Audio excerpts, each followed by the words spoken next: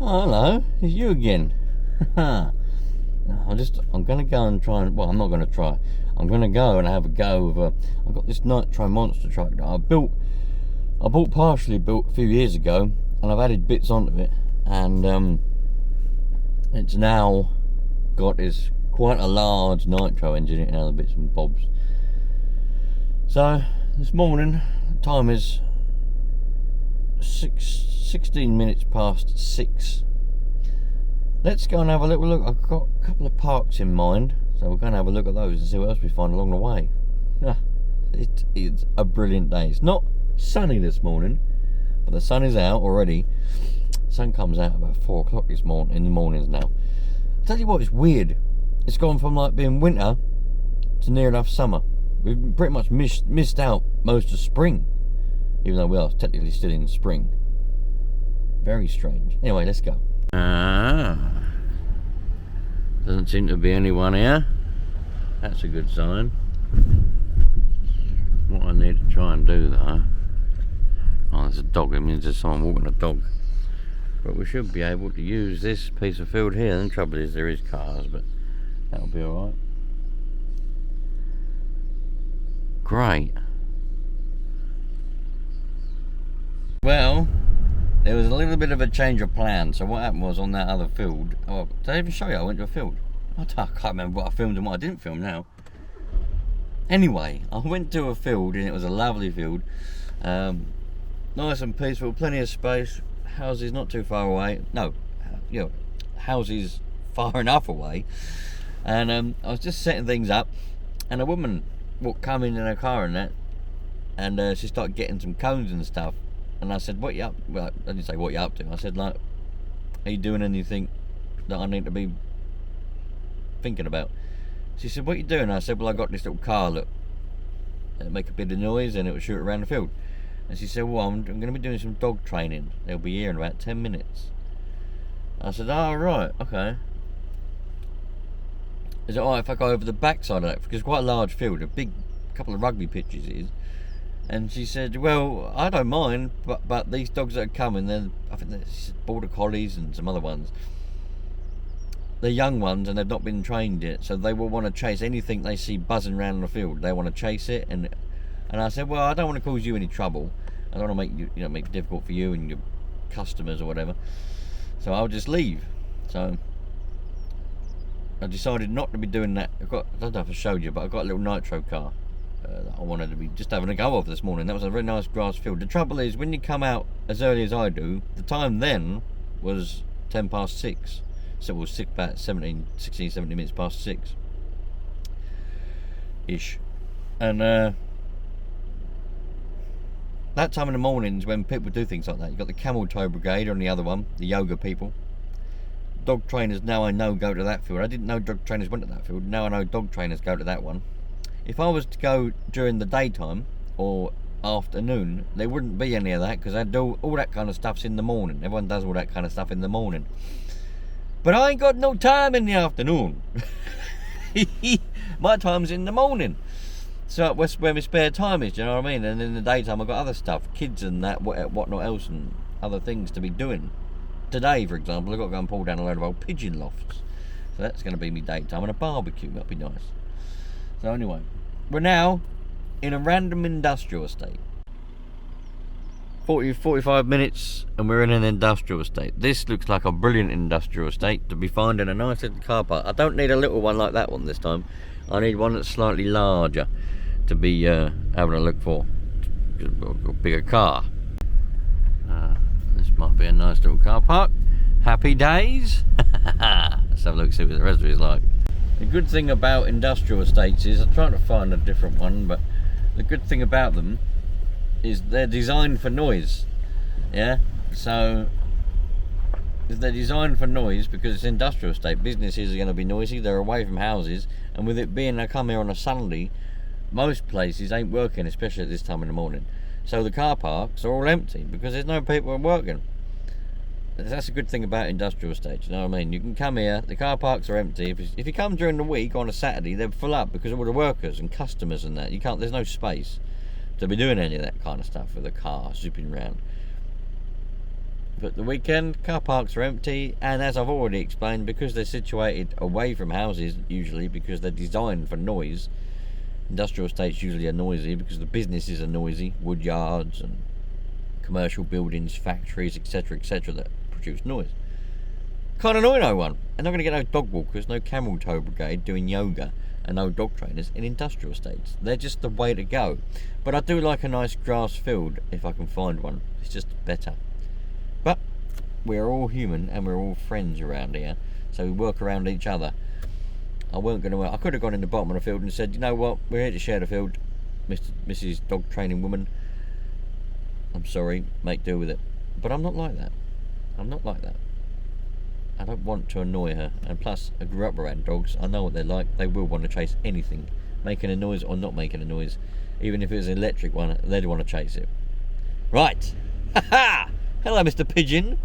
Oh look. Hello, Mr. Pigeon. How are you? I hope you're fine and dandy there, Mr. Pigeon. Are you sitting back enjoying life? Great. Oh, I can't get away from the dog walkers today. There's a woman over there walking her dog. Well, it didn't really go well. It didn't go well. If you want to see the video on it, I'll put a link to that video in the description onto this video. But we've got an internal battery in here which powers the receiver, which receives the signal from the transmitter, and it powers all the servos to rev up the engine, put the brakes on, turn the wheels, etc. And it's a brand new battery, but it's not. I charged it up last night. Well, now it's gone to. There's obviously something wrong with it because it shouldn't be like that. So we'll have to do a little bit of investigating with that.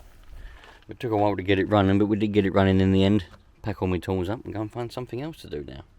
Last time I drove past here, this was all full up with fly tipping, and it's not now. It's all been cleaned up, which is great. Most of it anyway is a bit over there. Let's go and have a look past here. A couple of chairs there, look.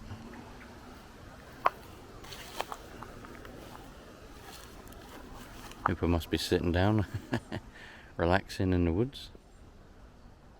It's a strange assortment for a couple of chairs, isn't it? Plonked in the woods rather strategically like that.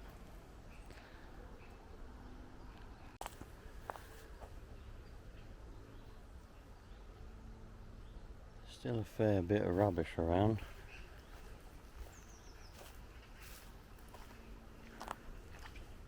In amongst the trees and the bushes. There's a pallet over there. Not a lot going on really in here. There's still loads of little bits of rubbish lying around, but most of the big wads of it have all gone. They've all been picked up, but you still got little packets, tobacco packets, pallets, a random pallet for some reason, baby wipes everywhere. But most of it's all been picked up. Someone's left their clothes behind. Someone's left their Nike. That's a Nike hoodie, that is. Someone's left behind. They're not cheap either. And that pallet. If somebody can afford to just throw a Nike hoodie on the floor and leave it there, well, there was a time when I used to pick up clothes just like that. There was nothing wrong with them, but you find them everywhere. Just clothes, perfectly good clothes. I used to pick them up, put them in a bag. Sometimes I'd wash them. I know, you think, why would you want to put old clothes that you found on the floor in your washing machine? But I did. Wash them and put them in the clothes banks.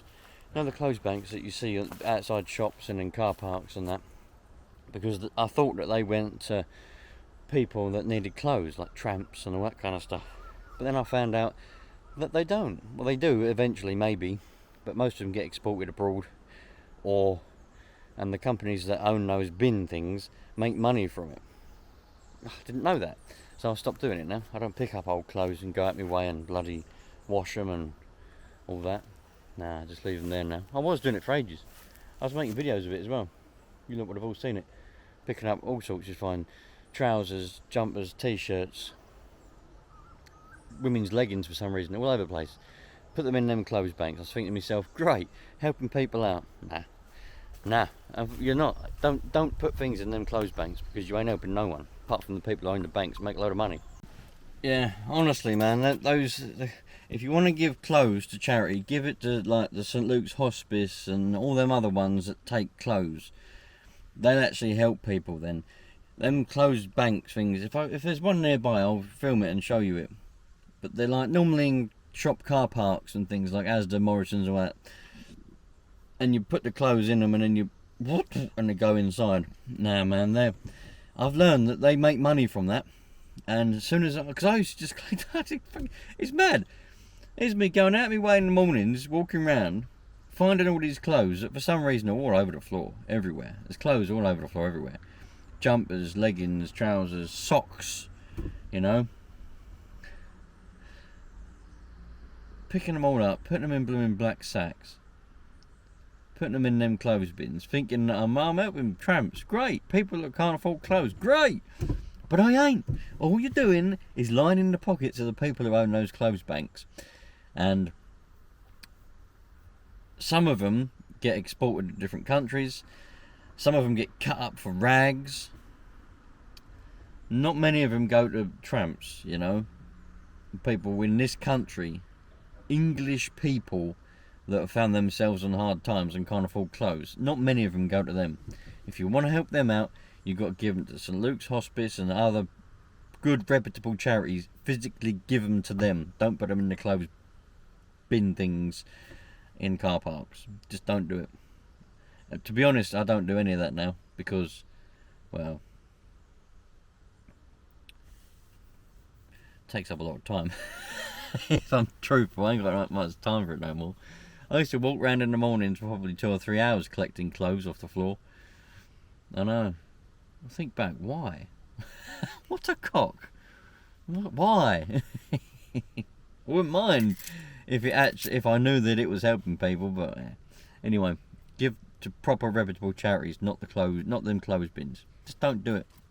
Do not do it. I've just found the perfect example that I'm coming to the shops to do a bit of shopping because I need some groceries for the back neck, and I found a perfect example. Look at that. All right. Clothes, accessories, put them all in there.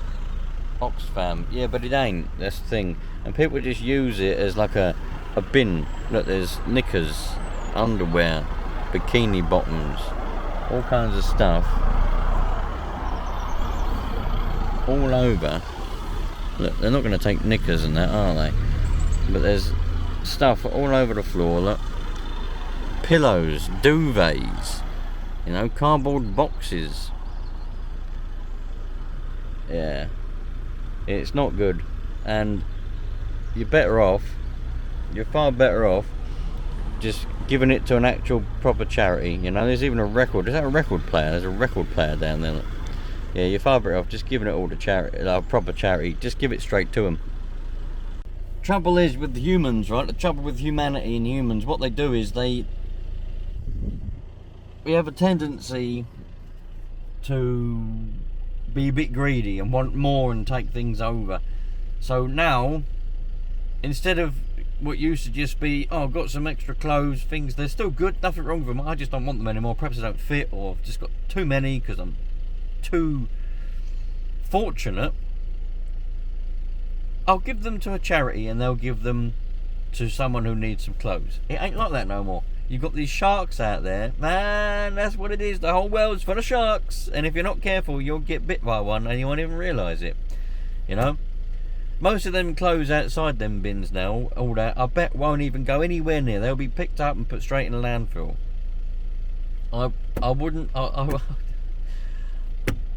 bet my left arm on it, but I'll be pretty sure that's what would happen. All the stuff outside it, because people just use it as bins, and the stuff inside those